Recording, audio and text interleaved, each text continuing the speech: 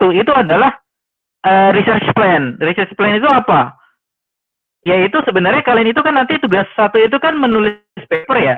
Menulis paper itu sebenarnya bisa dianggap sebagai dokumentasi dari research plan. Karena research plan kalian itu dituliskan ke dalam report atau paper yang formal.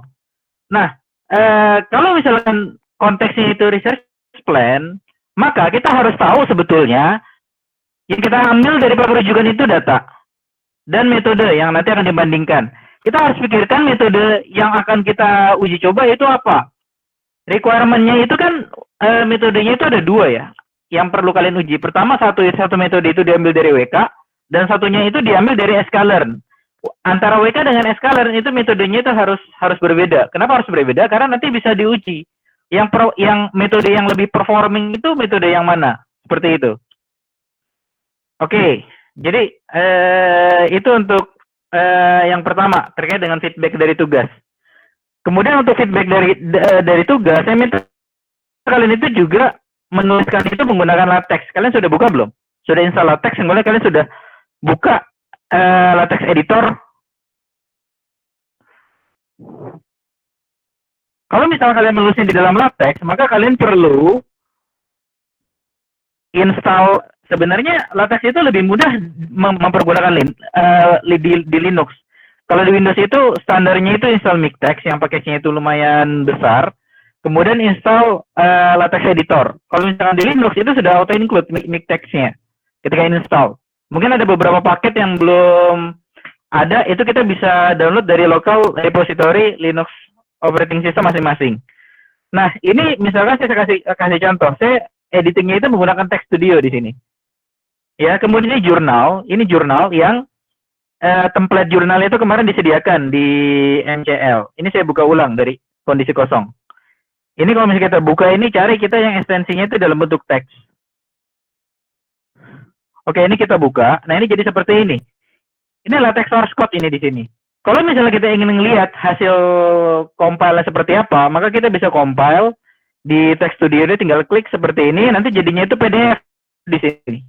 Ya, nanti ini PDF yang ada di sini, ini nanti bisa diinspek adanya itu di folder LaTeX source code-nya, kemudian kita cek. Nanti dia akan generate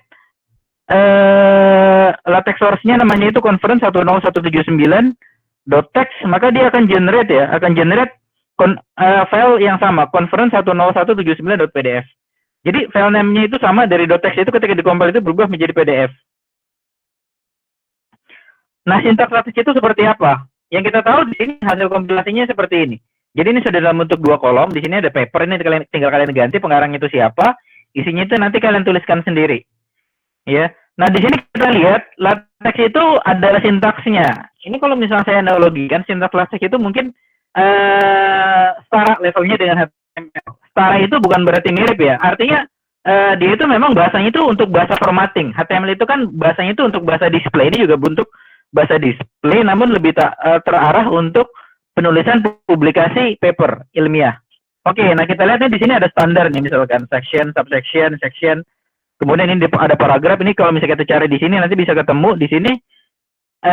Ini sebenarnya kalau misalnya kita itu kemudian di tengah paragraf ini kita lihat nih. Ini ada LaTeX syntax nih, misalkan ada bracket kemudian slash LaTeX.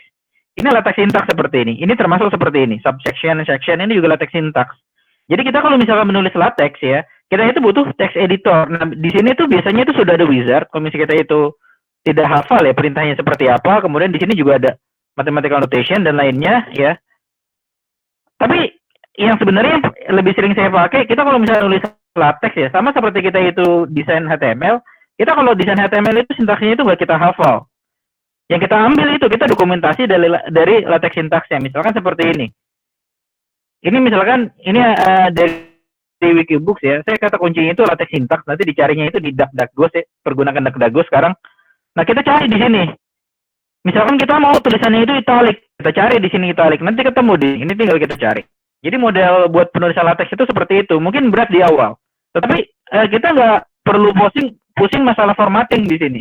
Karena formatting itu sudah di-handle sama dia. Misalkan di sini sudah auto justified ya.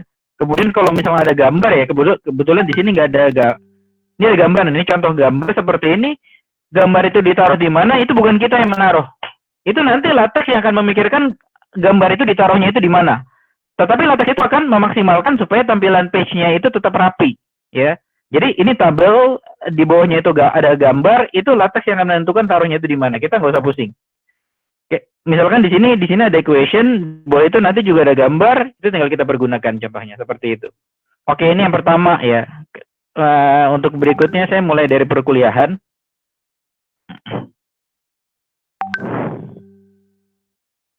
Ini sudah ada di MCL, kalian bisa buka. Oke, jadi saya ngelihat ada masalah di tugas 1.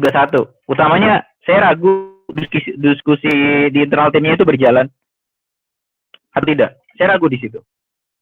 Karena pertanyaan yang masuk, karena ada satu tim yang nanya ke saya, itu seakan-akan mudah-mudahan saya salah.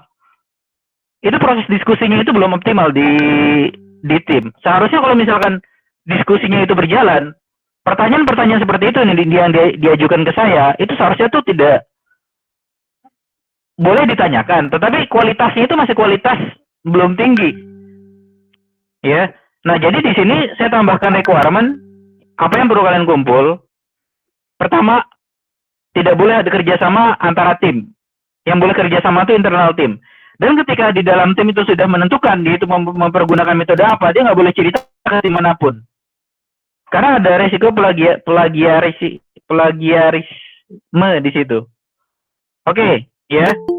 Jadi yang saya minta di sini 2 requirement tambahan, itu tiap grup itu harus diskusi, dan diskusinya itu harus berjalan melalui teleconference. Tidak bisa dilakukan melalui text messaging ataupun yang lain. Ya, makanya di sini saya minta ada 2 recording. Pertama recording untuk diskusi terkait dengan masalah paper rujukan. Paper rujukan itu dikumasnya seperti apa? Itu harus ada diskusinya itu dilakukan secara teleconference, dan teleconference-nya itu direcord. Nanti recordnya itu menjadi bahan komponen penilaian. Mudah-mudahan saya nggak harapkan diskusinya itu nggak lama-lama ya. Yang penting itu diskusi itu efektif aja. Tapi dari situ saya bisa tahu bahwa ini saya wajibkan, karena saya harapkan diskusi di dalam tim itu harus berjalan. Kalau misalkan nggak berjalan, itu esensi dari tugas 1 itu cacat. Kemudian yang kedua, ada diskusi terpisah terkait